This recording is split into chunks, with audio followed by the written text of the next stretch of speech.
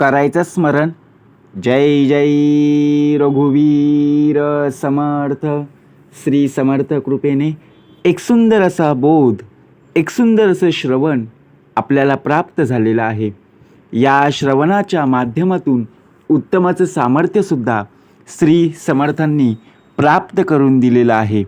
बघा प्रत्यक्षपणे भाग कसा दिलेला आहे, नक्कीच श्रवण करूया. समर्थ म्हणाले,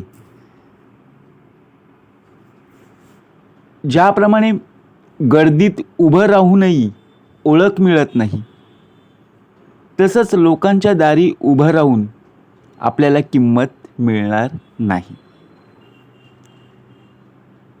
मग खरं पाहता लोकांच्या दारी जर आपण उभं राहिलो तर आपल्याला मान मिळेल का?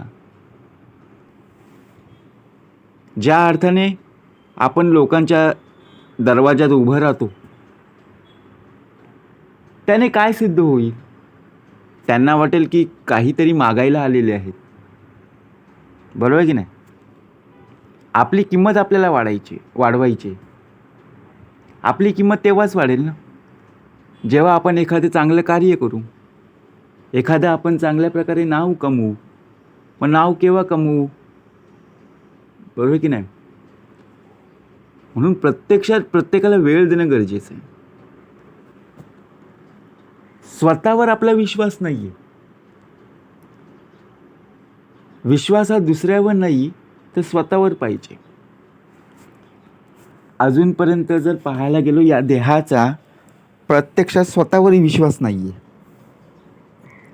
कारण तुम्ही ते करू शकता जे कोणी करू शकत नाही आहे.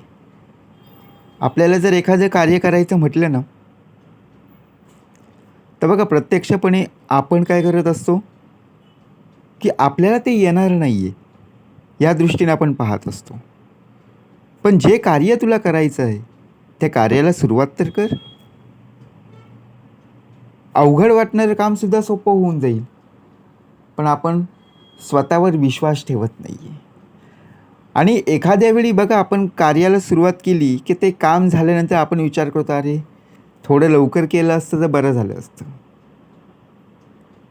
आपल्याला लोकांच्या दारी उभं राहायला वेळ मिळतं, पण एखादं कार्य करायचं म्हटलं ना, किंवा कोणी आपल्याला बोलवायला आलं की आपण त्यांना सांगतो की बाबा माझ्याकडे टाईम नाही आहे. या देहाचा भाग चालू आहे. तुम्हा सर्वांना नमस्कार आहे. बघा प्रत्येक वेळी प्रत्येक प्रश्न आपल्याला पाहायला मिळत असतात. हक्क हा ज्याचा त्याचा असतो, पण ज्याप्रमाणे बघा आयुष्यात हक्काने मिळणारी माणसं प्रत्येकाच्या आयुष्यात येत नाही. आता जर पाहायला गेलो, आपल्यावरती असणारे जे संस्कार आहेत, आपल्याला मिळालेली शिकवण आहे, त्या शिकवणीमध्ये त्या संस्कारामध्ये आपण लोकांच्या दारी उभं राहतो. बेल वाजवतो बघा प्रत्यक्षपणे, दरवाजा कडी वाजवतो. काही आपण बघा प्रत्यक्षपणे एखादी वस्तू मागायला गेलो तेव्हा त्यांना वाटतं की काहीतरी मागायला आलेले आहेत. बरोबर ना? त्यांना प्रश्न पडलेला असतो. किंवा आपल्या दारी जर कोणी उभं राहिलं की आपल्याला वाटतं अरे काहीतरी प्रश्न घेऊन आले असतील किंवा काहीतरी मागायला आले असतील. आपल्या मनामध्ये प्रश्न असतोच. पण किंमत केव्हा मिळेल? जेव्हा एखाद्या वेळी बघा आपल्यासारखं त्यांच्या दारी आपण काही मागायला गेलो, आपल्याला किंमत मिळेल का हो? नाही मिळणार. बरोबर.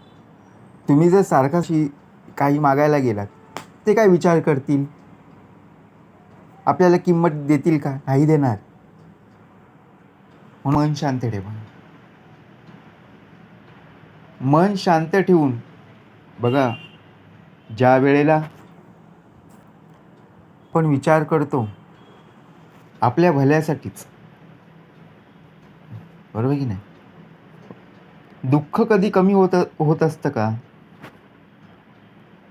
नाही, ते करावं लागतं.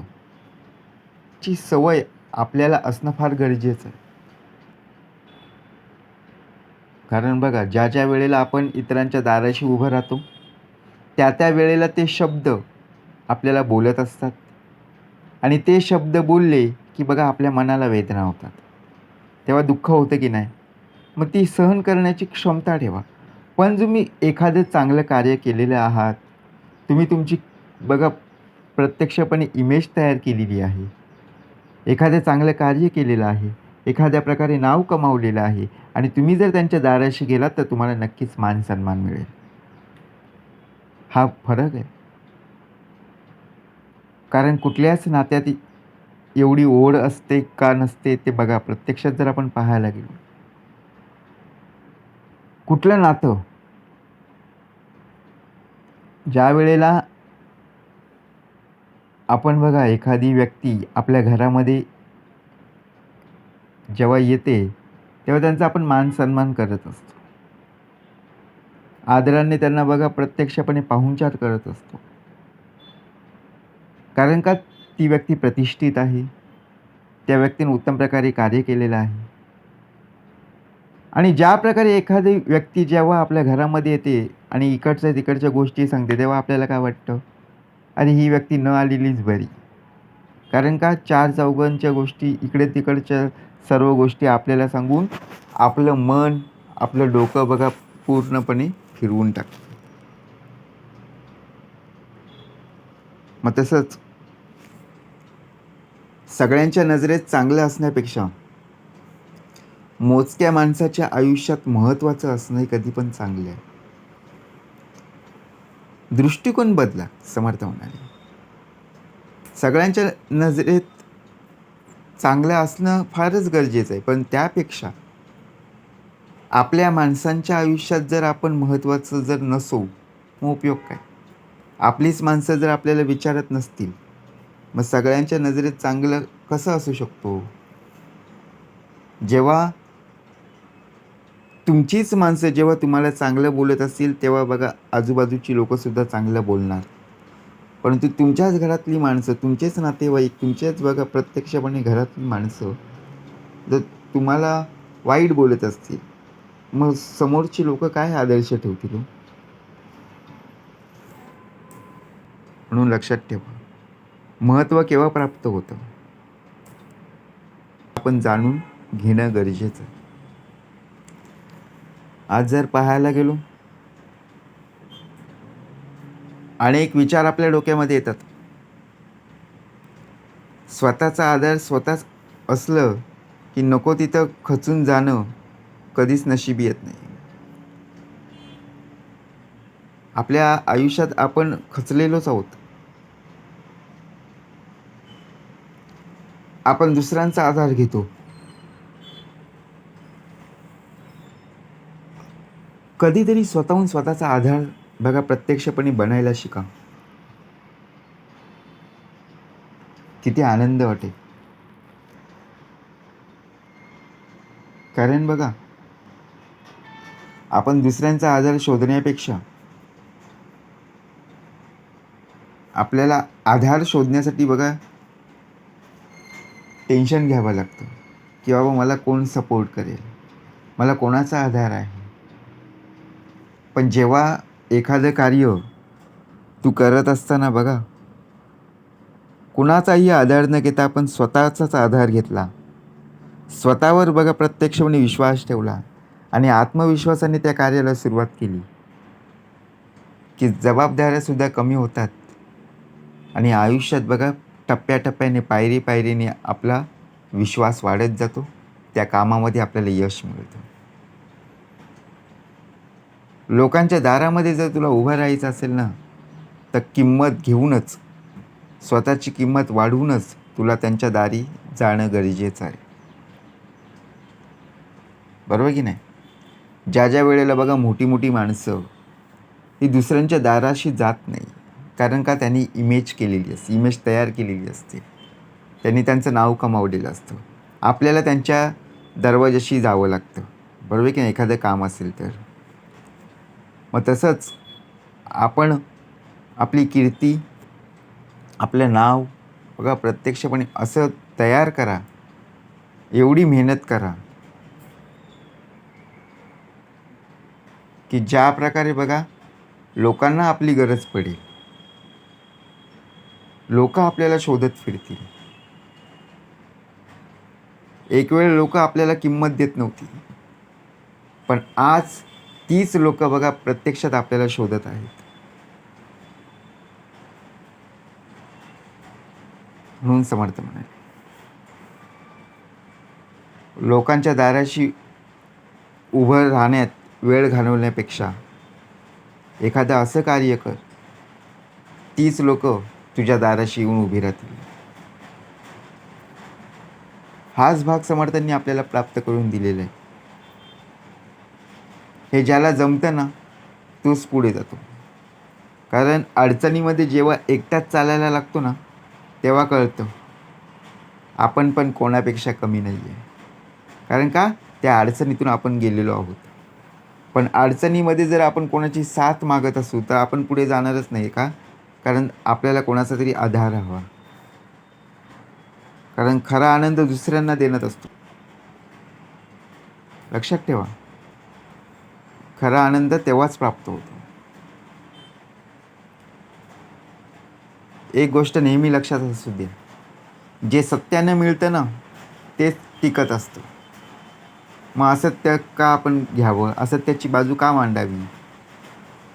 कारण एकदा का मनुष्य देह आतून तुटला ना, मग स्वतःला सावरणं मुश्किल होतं. ना त्याला कोणाचा आधार मिळत, ना बघा प्रत्यक्षपणे स्वतःचा विश्वास.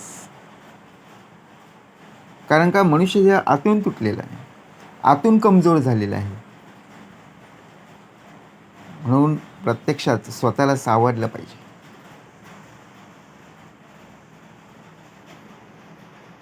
स्वतःला सावरण्यासाठी बघा प्रत्यक्षात आपल्याला तसं कार्य करणं गरजेचं आहे.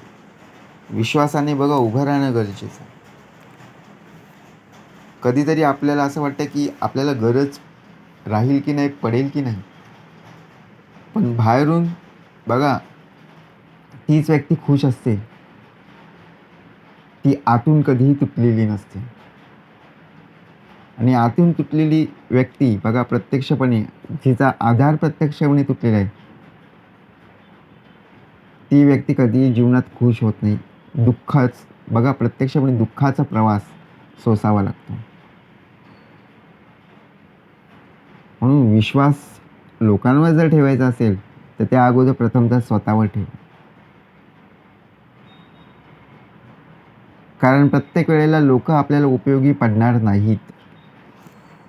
ज्या वेळेला अडचण उभी राहील त्या वेळेला तुला सुद्धा उभं राहणं फार गरजेचं आहे. आणि मगाशी सांगितल्याप्रमाणे ज्या वेळेला बघा अडचणीतून मार्ग बाहेर काढशील, संकटातून बाहेर पडशील, त्यावेळेला बघा तुला तुझीच किंमत नक्की प्राप्त होईल. म्हणून लोकांच्या दाराशी, लोकांच्या खिडकीशी उभं राहण्यात वेळ घालवण्यापेक्षा असं एखादं कार्य चांगलं कर की ज्याप्रमाणे पुन्हा पुन्हा तीच लोक तुला शोधत फिरतील.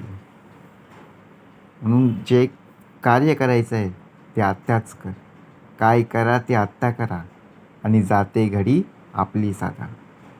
जय जय रघुवीर समर्थ.